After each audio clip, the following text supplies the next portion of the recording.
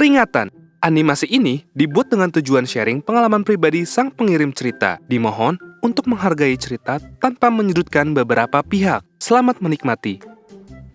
안녕하세요, 여러분. 백색입니다. 아하, 오늘 먹을 음식은 불닭을 라이스 Halo guys, 페이퍼에 써서 불닭 kenalin 쌈들을 nama gue Lina. 만들었어요.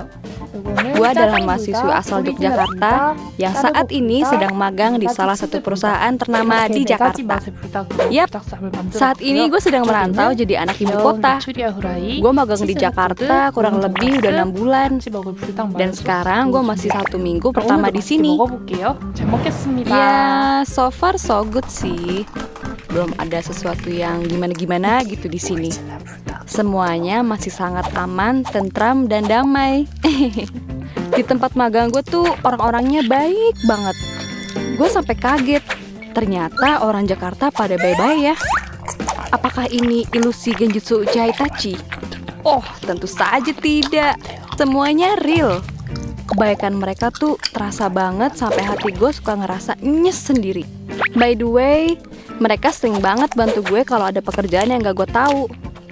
Mereka suka banget beliin gue makanan kalau gue harus lembur. Ya kali deh lembur gak ada asupannya. Mereka juga suka ajak gue makan siang bareng di kafe depan kantor. Pokoknya mereka tuh senior-senior yang baik banget. By the way, ngomongin senior-senior gue di kantor, ada satu nih kakak pembimbing gue yang baiknya kok agak beda ya. Dan kayak lebih intens ngasih perhatian ke gue gitu. Namanya Kak Rafli. Dia kakak pembimbing gue yang super duper baik banget. Pokoknya gak ada duanya. Apalagi si kok bagi duo.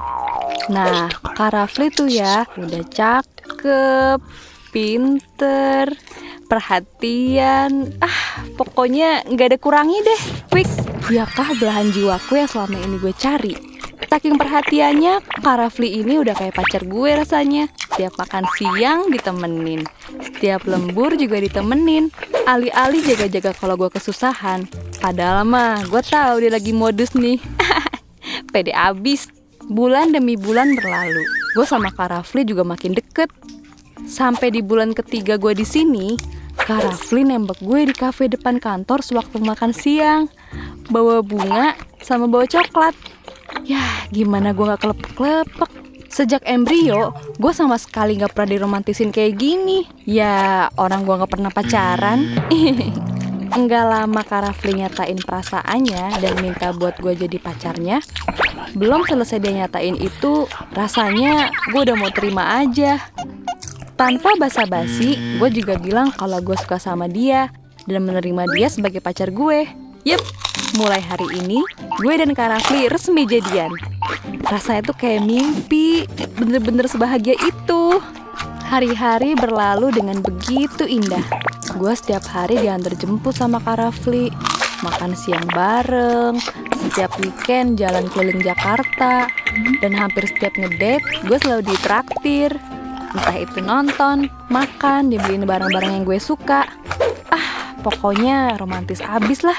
Dan yang paling mengejutkan lagi, sepulang kerja dia tuh masih suka ngasih gue hadiah random gitu. Padahal gue sama sekali lagi gak ulang tahun. Tau gak sih, dia ngasih gue iPhone 12. Gila ya, bener-bener gue tuh gak bisa berkata-kata lagi. Katanya dia sengaja beliin iPhone karena dia tahu gue suka selfie dan memori HP gue suka penuh gara-gara memorinya gak cukup. Tahu-tahuan aja nih Kak Rafli kalau HP gue speknya kentang. Ya intinya tuh dia tuh nabung buat beliin gue iPhone yang kapasitas memorinya banyak dan kualitas kameranya juga bagus. Kan main. Ini gue kan jadi kayak gimana ya? Baru juga pacaran udah ngasih barang semahal ini pemirsa. Buset dah. Rasanya gue kayak udah mau deh langsung diajak nikah. Sekarang juga gak apa-apa nih. Gue tuh mau guling-guling saking bahagianya. Hari itu gue gak bisa ngomong apa-apa lagi sih. Dan gue bertekad untuk berusaha menjadi wanita yang dia inginkan karena dia udah ngasih semuanya buat gue. Seenggaknya itu yang terlintas di dalam benak gue saat itu. Waktu pun berlalu. Hari ini tepat 1 bulan terakhir gue magang di kantor ini. Pekerjaan gue di sini juga udah mulai sedikit dan gue udah mulai ngerjain laporan hasil magang gue. Kebetulan ada satu temen gue yang juga lagi magang di daerah Jakarta. Jadi gue bisa ngerjain laporan magang bareng dia. Tempat magang kita juga gak jauh banget jaraknya.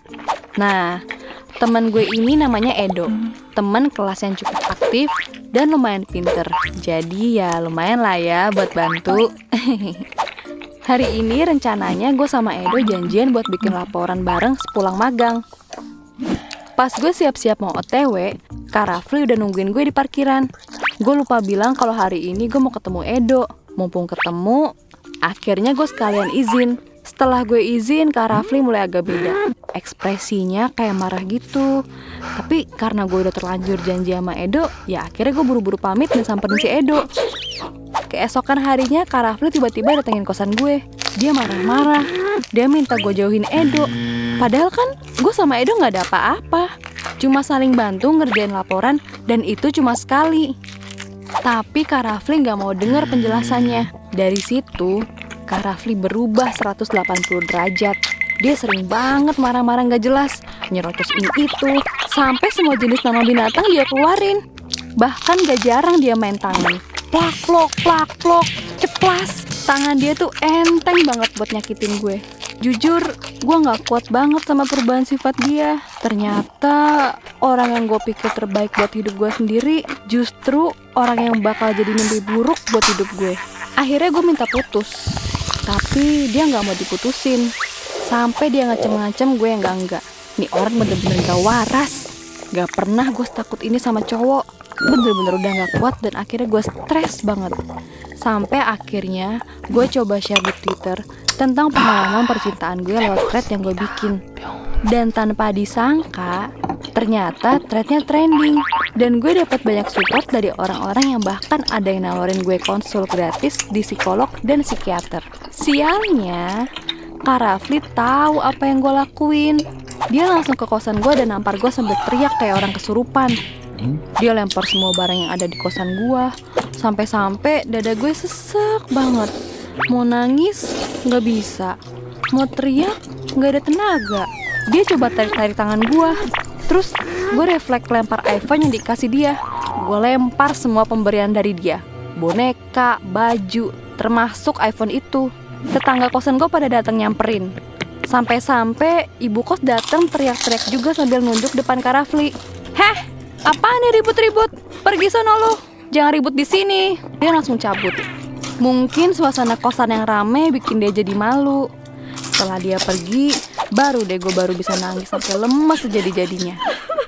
Seminggu setelah kejadian ini, gue baru ngeberaniin diri buat ke kantor lagi untuk ngurus laporan gue dan sekalian pamit. Semua senior di sana gak ada yang tahu tentang kejadian ini. Jadi gue mutusin buat buru-buru pamitan.